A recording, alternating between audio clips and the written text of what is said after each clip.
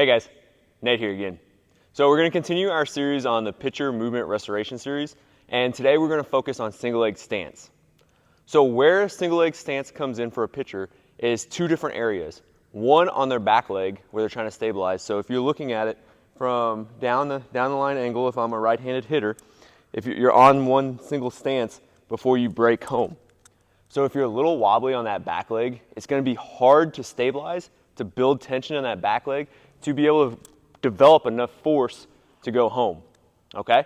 And then the other side is on the lead leg. So when we're thinking about bringing all that force down and then creating enough tension to be able to stop ourselves and to whip our body forward is going to be crucial to to develop enough power and enough tension through the body to create velocity back of the ball to home, and two, it creates stability through the chain. So if we land on one leg and we're a little unstable, that's going to bring all that instability up through the rest of the body and out the arm.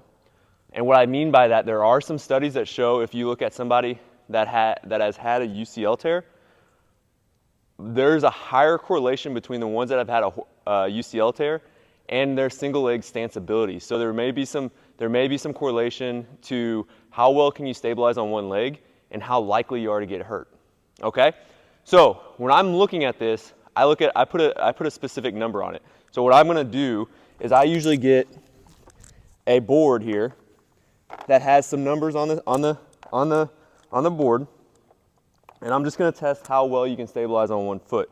So heel stays down, and I'm just going to see how far you can control that end range of your stability, so your single leg stance. So I would rep out one side to the other. I want to look at two different things: symmetry, how well both legs compare from side to side, and how far can you get. You should be able to reach with your heel down over 2 times your foot length. So over twice your foot length. So if I'm not seeing you in clinic, or you don't have somebody that can readily check that out every day, you can kind of do this on your own. What you can do to see if you're losing any single leg stance after a throw is grab a kettlebell or just grab something that you put on the floor. And then you go 2.5 foot lengths behind there. So put one foot up against the object on the ground, and then go the second foot right behind it. So there's 2 feet lengths behind it. So you bring your foot right behind it again. So now we're at 2 feet, 2 foot lengths. So we need to gain just a little bit more to make sure we're in the right spot. So what I'm going to do is put half a foot length again. So put my other toe right in the middle of the other foot, and then bring that other foot back to where I'm at. So you should be directly in front of that object, and then keeping the back heel down, can I touch that object? And what I'm going to do before putting your foot down, I want to see if you can do that 5 times. And then after 5 times, just switch to the other side and see if you can do that 5 times as well. You may notice a little bit side-to-side difference, and that's what we're trying to clear up, as well as if you can't get there. If you can't get there, or you notice you start going down after a start, then we probably need to work on that in between your pitching sessions from one game to the next. Okay? So now that we've seen how you can check it, now we need to know how you can fix it. Okay?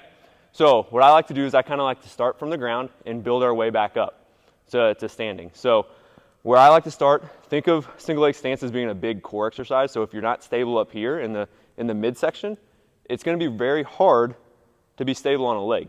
Okay? So where I like to start is a little bit of a rolling exercise. So it's called hard rolling, where I lay down on the ground, one leg's completely straight, one arm's completely straight, and I'm bringing my elbow to my knee. Okay? So from here, this elbow doesn't leave the knee, and for me, I'm only using my left side. I'm going to roll over under control, tap the ground, and then come back up. Guys, what this is doing is I am getting in a very flexed position through the spine, so I'm not getting any compensation through the low back to extend. It's all coming from tightening the core, and I'm controlling rotation, which is a lot of times what you're lacking when you're missing single leg stance. So I like to perform about 6 to 10 reps on that. As that gets easier, you're going to notice that it comes naturally. So 10 reps is about where you need to get to. And then I want to go up into a quadruped position, which is just a hands and knees. So this is when we can start seeing what looks like a single leg stance. So when you're laying on the ground with one knee to your chest, you can see one leg is extended. And if I'm standing up here, one leg's extended and one elbow is to your knee. And you're just controlling one plane of motion when you're doing that. So you're controlling rotation. So the next thing I like to do is just a bird dog. So again, we're looking almost, if you're looking at shapes, we're looking at what a single leg stance looks like, but we're lowering the posture so we're not standing yet. So what a bird dog is, you can grab a band, or you can use a J band if you have that. You're gonna attach it to one foot and hold it with both hands. So the opposite foot with the hand, so the foot that has the band and the opposite hand are gonna go. One thing I wanna make sure, arch that low back so that you're not extending to control this. And then I just want you to slide your hand and your foot back. So that foot with the band and the opposite hand. You're gonna hold that for about 5 seconds. So if you look at this, it's a sideways single leg stance again. So I'm on my hands and knees, but when I extend, it's imagining like this is my right foot extended. This is like I'm standing on one foot on my right side if I'm standing up. I'm gonna hold it for about 5 seconds, come back down, and then I'm gonna perform 6 to 8 of these, okay? So this band is giving me a lot of cue to tighten this front side of the core again. So this is all about kind of hip positioning and creating a core stability to be able to get back up into standing position, okay? So 6 to 8 of those, and then we're gonna move up to a kneeling position, okay? So big thing here, we're gonna go into a single leg stance, but we're gonna take away the knee and the ankle. So this is gonna be all about hip and core here now, okay? So if I look at this, I wanna get that front foot directly in front of the down knee, and then the back foot is gonna be pointed away. So I don't wanna be here, because that's gonna get some more ankle involved, and I wanna be down, okay? So looking straight ahead again, one knee down, one foot right in front of the other.